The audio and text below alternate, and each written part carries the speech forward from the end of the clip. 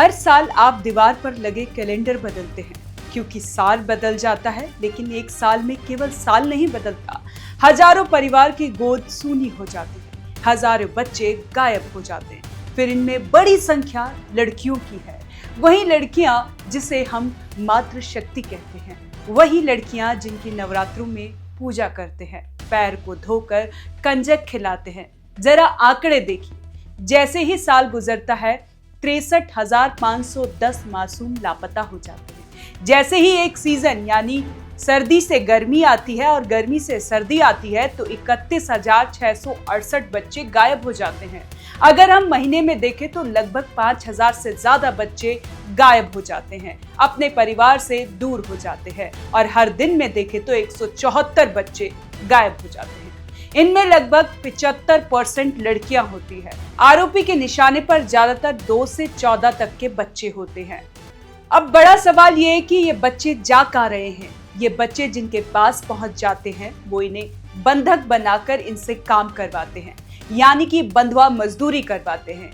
International labour organisation की ताजा report बताती है कि 2021 में किसी भी दिन दुनिया भर में 2 करोड़ से ज्यादा बंधुआ मजदूर यानी हर 1,000 पर 3.5 लोग गुलामी की बेड़ियों में जकड़े हुए थे।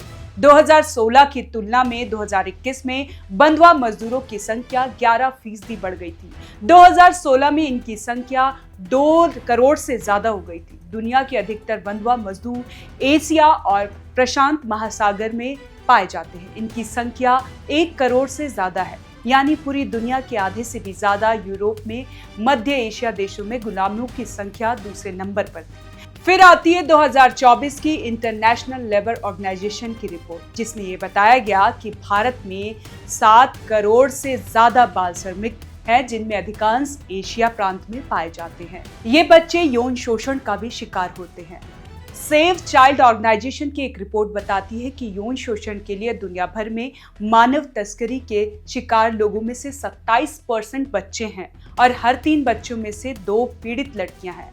2022-23 की दैनिक भास्कर की एक रिपोर्ट के मुताबिक भारत में 36% लड़कियां हैं जो नाबालिग हैं और ये लड़कियां देह व्यापार का शिकार होती हैं। अब आता है अंग व्यापार। ये ऐसा व्यापार है जो गैर कानूनी है और इसमें अंगों की बिक्री और खरीद शामिल है, जो राष्ट्रीय चिकित्सा प्रणालियों के बाहर होती है।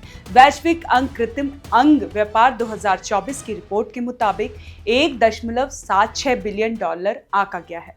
अगर इसे रुपए में देखें तो लगभग 1 अरब के आसपास है और अनुमान है कि ये 2025 में $1.85 बिलियन से बढ़कर 2032 तक $2.74 बिलियन हो जाएगा। अंग व्यापार एक बहुत बड़ा उद्योग है। अवैध अंग प्रत्यारोपण सहित इस व्यापार से सालाना 840 बिलियन अमेरिकी डॉलर से 1.7 बिलियन अमेरिकी डॉलर की आय होती है। सभी प्रत्यारोपणों में से लगभग 10% कुल मिलाकर 12,000 सालाना अवैध माना जाता है। श्रम या यौन तस्करी की तुलना में अंगों को निकालने के लिए अंगों और मनुष्य दोनों की तस्करी को ट्रैक करना विशेष रूप से कठिन है, क्योंकि इसमें पेशेवर चिकित्सीय व्यवसाय शामिल होते हैं। अंग प्रत्यारोपण प्रक्रिया के लिए उच्च स्तर के तकनीकी ज्ञान की आवश्यकता होती है। इसीलिए तस्कर प्रमाणित डॉक्टरों और अस्पतालों जैसे वैध चिकित्सा पदार्थों का उपयोग करते हैं। अंगों के लिए ये मायावी काला बाजार एशिया से ज्यादा कहीं और नहीं फैला है। दुनिया के सबसे वर्तमान में सक्रिय अवैध अंग बाजार भारत, नेपाल, बांग्लादेश, पाकिस्तान, श्रीलंका और ईरान शामिल है। इसके अलावा चीन, भारत, फिलीपींस और पाकिस्तान प्रत्यारोपण पर्यटन के लिए गंतव्य देश से, जिसमें लोग अंग प्राप्त करने के लिए विदेश यात्रा करते हैं। इस चाइल्ड ट्रैफिकिंग का एक और हिस्सा है जिसमें भीख मंगवाते हैं और निसंतान को भी बच्चे बेचे जाते हैं। अब मैं आपको बताती हूँ कि देश में कब कब कितने बच्चे लापता हुए। 2018 में 24,429 बच्चे लापता हुए। 2019 में 29,243 बच्चे लापता हुए। 2020 में 22,222 बच्चे। 2021 में 29,364 और 2022 में 33,650 बच्चे गायब हुए। ऐसे में बेहद जरूरी है अपना और अपने बच्चों का ध्यान रखना। कैसी लगी आपको ये जानकारी हमें कमेंट कर जरूर बताएं और देखते रहें one nation one group news.